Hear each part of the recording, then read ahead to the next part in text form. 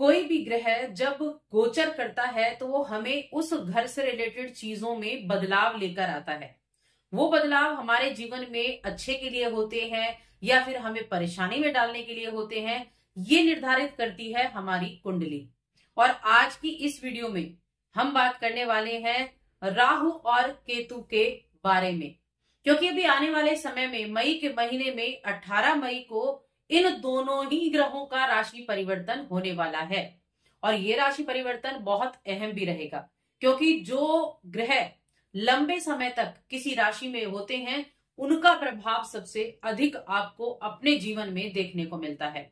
तो ये वीडियो आज मायावी ग्रह राहु और केतु के लिए समर्पित है, तो वीडियो को ध्यान से जरूर देखें। जय माता दी दोस्तों, आप सभी का स्वागत है हमारे YouTube चैनल अमृता एस्ट्रो में। और मैं बात कर रही हूं दो ऐसे ग्रहों के बारे में जिनको कहा गया है कि वो छाया ग्रह हैं और मायावी ग्रह हैं।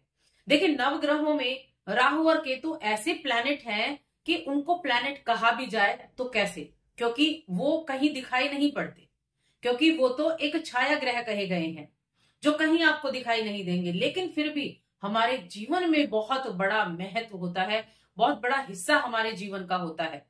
क्योंकि राहु की महादशा भी आती है और केतु की महादशा भी आती है, बेशक वो छाया ग्रह हैं, तो बहुत अधिक परिवर्तन हमारे जीवन में ये लेकर आते हैं। और राहु तो हम कहें तो जो भी अपडेटेड चीजें हैं या जो भी व्यक्ति जीवन में बहुत आगे बढ़ना चाहता है, तो राहु का बली होना बहुत जरूरी है।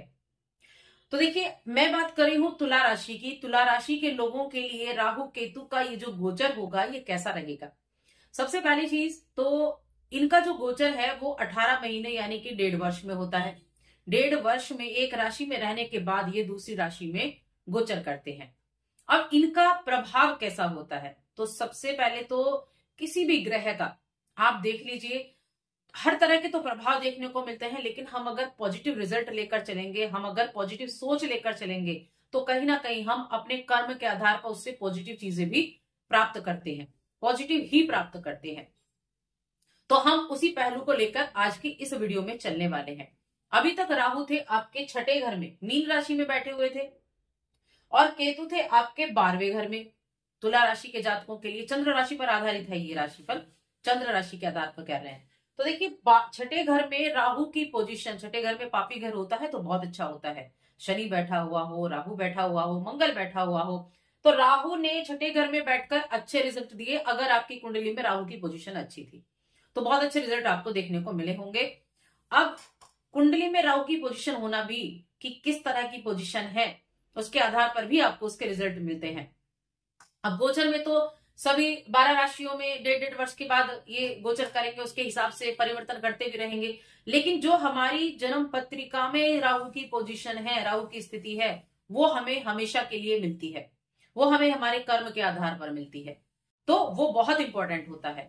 तो अगर आप अपनी कुंडली दिखाना चाहते हैं तो स्क्रीन पर आपको नंबर मिल जाएगा या फिर आपको डिस्क्रिप्शन में नंबर मिल जाएगा, वहां आप हमसे कांटेक्ट कर सकते हैं। और चैनल पर पहली बार आए हैं तो सब्सक्राइब भी जरूर कर लें। तो देखिए, अब तक थे 6ठे घर में, लेकिन अब आ रहे हैं राहु आपके पंचम घर में, और केतु कहाँ आ रहे हैं, 12वें से निकलकर 11वें घर में आ रहे हैं। ये दोनों एक दूसरे के पूरक हैं, हमेशा 180 डिग्री पर होते हैं, यानी कि जहां राहु बैठा है उसके बिल्कुल सामने केतु होगा। एक दूसरे से पूरक माने जाते हैं, क्योंकि राहु वो है जो एक्शन लेता है, केतु वो है जो रिजल्ट देता है। ये इन दोनों को हम इस भाषा में हम इसको कह सकते हैं। अब 5वां घर किस चीज का है, 5वां घर है मति का। कहते हैं ना बुद्धिमानी, मति, मति किसी को कहते हैं ना कि उसकी मति मारी गई है जो उसने ऐसा काम किया, तो ये वो मति है। तो 5वें घर में राहु आ रहे हैं, और राहु क्या है, और राहु हेड है, थिंकिंग पावर है, माइंड है। तो यहां तो मति और राहु, इसका एक कॉम्बिनेशन ऐसा बनेगा जो सबसे ज्यादा प्रभाव आपकी बुद्धि पर करने वाला है। साथ में कौन सा भाव है, 5वां, शिक्षा का है, प्रेम का है, शेयर मार्केट का भी है। तो ये सभी चीजें अब क्या होंगी, यहां इन सभी चीजों पर राहु का अधिकार होने वाला है। और केतु कहां जा रहे हैं, 11वें घर में जा रहे हैं।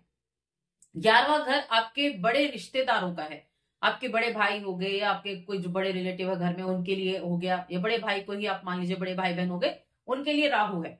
नेबर्स हैं, फ्रेंड सर्कल है, एंटरटेनमेंट है, पंचम और 11, ये एक ऐसा कॉम्बिनेशन बनने वाला है। अब इस समय अवधि में क्या होगा, तो देखिए पंचम भाव में बैठकर राहु, सबसे पहली चीज तो मैं बात करूंगी आपकी बुद्धि की ही।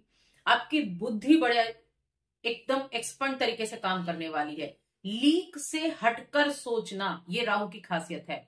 जो पारंपरिक चीजें है ना, वो उसको अपडेट करने के लिए आते हैं उस घर में, क्योंकि राहु को पुरानी चीजें कोई पसंद नहीं। राहु अपग्रेडेड करके चलता है। राहु जब आएगा आपके जिस भाव में, वहां से रिलेटेड चीजों में आपको अपग्रेड रहने की आवश्यकता होगी, तो राहु पॉजिटिव है आपके लिए।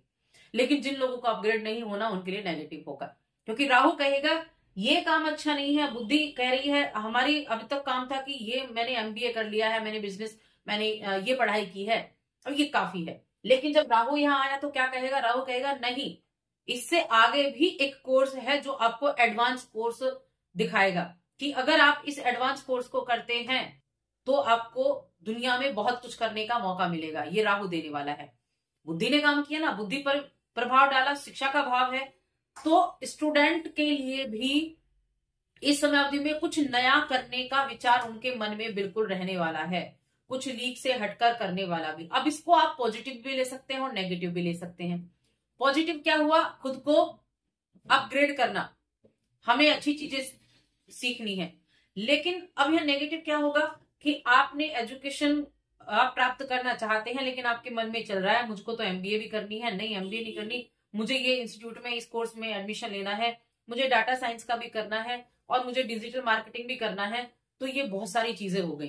तो राहु ने क्या किया, बुद्धि को भ्रमित कर दिया, क्योंकि राहु भ्रम भी है। राहु ने क्या किया, बुद्धि को भ्रमित कर दिया कि डिसीजन नहीं ले पा रहे हैं कि क्या करें। एक साथ 4 चीजें दिख रही हैं, 3 कोर्स दिख रहे हैं, तीनों कोर्स में बड़ा मुश्किल हो रहा है आपको एडमिशन लेना। तो ये चीजें भी राहु करेगा। यहां सबसे बड़ी चीज है थोड़ा सा अपनों का मार्गदर्शन लेना, अनुभवी लोगों का मार्गदर्शन लेना, जो आपके उस डिसीजन को ठीक कर सके, और फिर आप उस पर काम करें, फिर अपने आप को अपग्रेड करें, तो पॉजिटिव हो गया। तो चीजें इसी तरह से आपको ध्यान रखनी है। बुद्धि बहुत अच्छे तरीके से काम करेगी, एक बदलाव तो लेकर आएगी, बदलाव का समय है। आपका मन ऐसी चीजों में भी लगेगा, क्यों नहीं, शेयर मार्केट हो गया, स्टॉक मार्केट हो गया, इस तरह की चीजों में भी आपका मन जाएगा। क्यों ना शेयर मार्केट से जुड़ा जाए, सारी दुनिया शेयर मार्केट कर रही है, बहुत सारी रील आ रही है इंस्टाग्राम पे, शेयर मार्केट में इन्वेस्ट करो, हम आपको रातों रात करोड़पति बना देंगे। तो बुद्धि कहेगी ये चीजें ज्यादा अच्छी हैं, शेयर मार्केट में इन्वेस्ट करते हैं, लेकिन यहाँ इस्तेमाल करना है बुद्धि का। देखिए मैंने कहा राहु एक्शन है और केतु उसका आपको रिएक्शन देगा।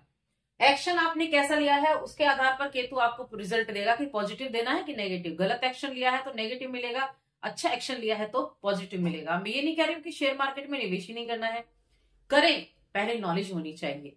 उससे पहले आपको ऐसे लोगों का सानिध्य होना चाहिए जो आपको उस जिस कार्य को आप कर रहे हैं उसमें वो अनुभवी हो, तब आपकी बुद्धि अच्छे से काम करेगी।